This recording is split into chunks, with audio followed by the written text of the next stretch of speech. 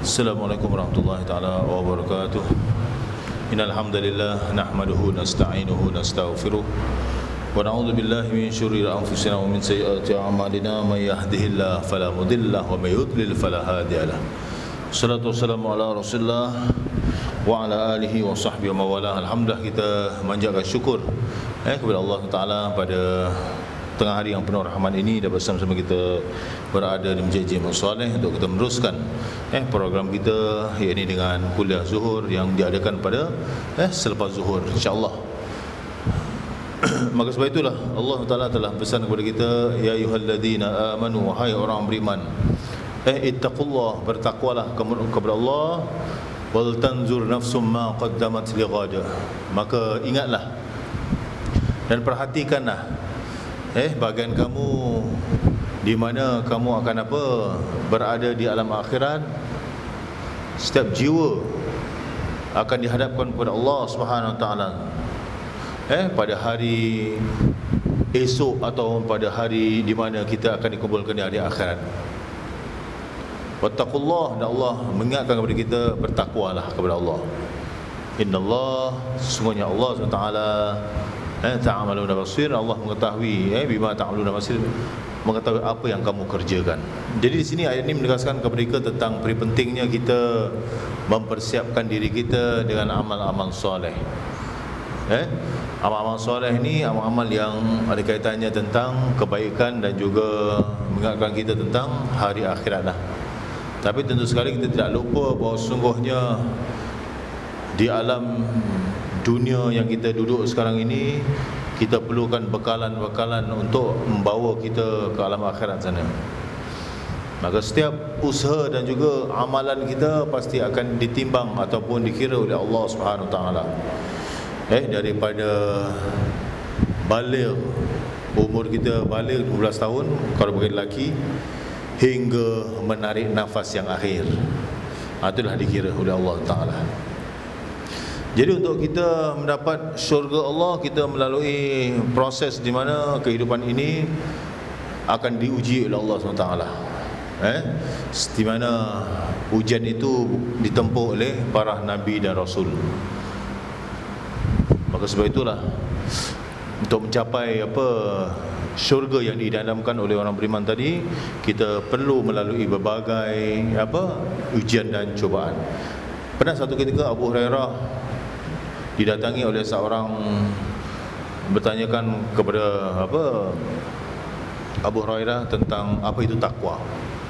Maka Abu Hurairah mengatakan, takwa itu umpama seperti duri. Bila kamu berjalan di suatu tempat, kamu nampak duri, apa yang kamu lakukan? Maka lelaki tadi mengatakan, aku akan mengelakkan daripada terpijak duri, ataupun mengundurkan diri, ataupun tidak di jalan tempat itu. Begitulah takwa. Bila kita ada sifat takwa tadi, kita akan berhati-hati, kita tidak akan melakukan perkara yang dilarang oleh Allah SWT, untuk menghindarkan perkara yang dilarang oleh Allah. Maka sebab itulah kalau kita lihat, untuk mencapai tahap takwa tadi, dia memerlukan keimanan yang kukuh lah. Apa saja ujian yang datang kepada kita, kita perlu tabah menghadapinya. Kadang-kadang ujian ni datang daripada keluarga kita sendiri, dan tidak dikatakan ujian tadi hasiban nasu ayyutrakuna ayyaqulu amanna wa hum la yuftanun. Adakah kamu nyangka bahawa kamu ni sudah mengatakan kamu beriman kepada Allah, sedangkan kamu ni tidak diuji oleh Allah Subhanahu Wa Taala. Jadi kita ni sedang diuji. Apa saja yang kita hadapi, semua ujian. Kadang datangnya dari keluarga kita, anak dan isteri kita, kawan kita, tempat kerja kita, orang dalam masjid pun ada ujian. Selagi mana kita hidup pada dunia ni, ada ujian. Jadi orang yang tidak berputus asa itulah adalah orang yang berjaya. Pasal apa? Dia tidak lekas putus asa. Kerana apa? Dia tahu ujian ini akan mendatangkan manfaat untuknya, menguji kesabarannya. Kalau dia baru dicemooh saja, kau ni nama saja kerja tapi tak beri makna pada majikan, sedangkan kita buat kerja semampu kita. Kita jangan dengar apa yang orang cakap, yang penting kita buat apa yang telah kita diamanahkan. Itu dia. Itu tentang kehidupan seharian. Tapi dalam kita menguruskan rumah tangga tadi, dengan telatah anak-anak, telatah isteri dan sebagainya. Di sini juga ada peringatan kepada kita. Allah mengatakan apa? Hanya saja anak-anak dan juga harta kamu adalah fitnah. Innama auladukum wa amwalukum fitnah. Hanya saja harta dan juga anak-anak adalah fitnah. Fitnah ni bukan fitnah ujian. Sama juga kalau kita tak ada ujian, kita tak merasakan yang kita ni tahu.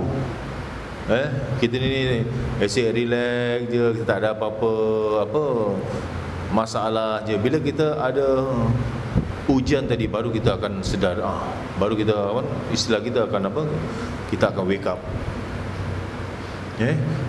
Kerja yang kita selama kita buat ini dan sebagainya. Inilah salah satu daripada untuk mencapai tahap yang lebih tinggi. Kadang-kadang kalau kita lihat ujian yang datang tadi akan mempertingkatkan iman kita, akan menguji kita. Di sinilah letaknya nilai iman yang kita miliki tadi. Jadi bila kita dapati bahawa sesungguhnya iman tadi dapat kita lalui dengan tabah dan sabar, insya-Allah kita akan menjadi orang-orang yang disebut sebagai orang yang muttaqin, untuk mencapai muttaqin tadi. Seperti Allah gambarkan dalam Al-Quran Karim, wala takunu kalladzina nasullah fa ansahum anfusahum, dan janganlah kamu menjadi orang-orang yang lupa kepada Allah Subhanahu Wa Taala. Bila mereka lupa kepada Allah Subhanahu Wa Taala, maka Allah akan melupakan mereka. Ulaika humul fasiqun, mereka lah orang-orang yang fasik, yakni orang-orang yang melakukan kejahatan tadi. Dulu mungkin kita di mana? Di tempat-tempat yang tidak ada memberi manfaat, lepak. Tapi sekarang alhamdulillah kita diberikan taufik hidayah oleh Allah hingga kita berada di rumah Allah. Contohnya lah, jadi ini kan satu anugerah yang Allah berikan kepada kita. Dulu kita tidak mengenal arti sabar, tapi bila kita tabah menghadapi cubaan, kita sabar. Ini semua tingkatan demi tingkatan yang kita hadapi. Sebab itu kalau kita lihat para nabi dan rasul, mereka sentiasa menghadapi cabaran, ujian datang daripada umatnya sendiri, hingga Allah SWT menggelarkan mereka sebagai ulul azmi. Ulul azmi ni bukan yang disebut sebagai orang-orang yang azam dalam tabah menghadapi cabaran. Salah satunya termasuklah Nabi Muhammad sallallahu alaihi wasallam, Nabi Musa alaihissalam, Nabi Ibrahim, Nabi Isa, lagi satu Nabi saya lupa. Golongan yang disebut sebagai ulul azmi tadi, kerana mereka mempunyai kekuatan keazaman yang begitu dalam menghadapi cabaran-cabaran. Sebab itu, sedangkan Nabi Muhammad sallallahu alaihi wasallam tu sudah confirm diampunkan oleh Allah SWT, sudah confirm dimasukkan syurga, itu pun masih dia nak rajin mengerjakan ibadah, rajin melakukan dakwah Islamiah, menyebarkan Islam, sedangkan dia dah confirm masuk syurga. Kita ni belum tahu keadaan kita ni, dah masih ada memperlekehkan tentang apa yang Allah perintahkan. Macam mana hebatnya kita sekalipun, macam mana kaya kita sekalipun, kita adalah insan yang disebut sebagai dha'ifa atau insan yang lemah.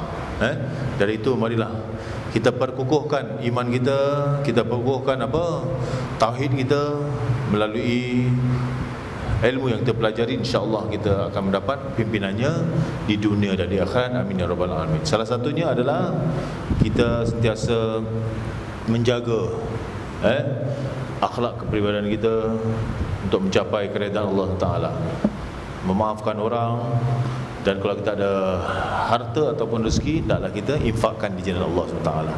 Inilah cara bagaimana kita nak mempertahankan iman kita melalui usaha-usaha yang kita datang. Semoga tazkirah yang dekat sini memberikan kekuatan kita dan terusnya kita dapat mengharungi kehidupan kita. Kadang-kadang ujian yang Allah beri itu nak bandingkan ujian umat terdahulu begitu besar sekali. Sebab itu selalu kita doa, Rabbana la tu'akhidna in nasina aw akhtana. Ya Allah, janganlah engkau menempelak ataupun membebankan kepada kami Allah jika kami ini lupa dan juga kami melakukan kesalahan. Itulah yang kita doa. Rabbana wala tuhammilna ma la taqata lana bih. Wa Rabbana, wahai Tuhan kami, janganlah engkau membebankan kami jika kami ini melakukan kesalahan, dosa dan juga kesilapan yang kami lakukan. Seperti mana orang-orang yang terdahulu melakukan kesalahan tadi. Jadi Allah Maha Pengampun kepada umat Nabi Muhammad sallallahu alaihi wasallam. Marilah usahakan untuk terus menjadi umat yang mendapat pimpinannya dan juga syafaat nanti yaumil mahsyar. Amin ya rabbal alamin. Rabbana atina fid dunya hasanah wa fil akhirati hasanah wa qina adzabannar.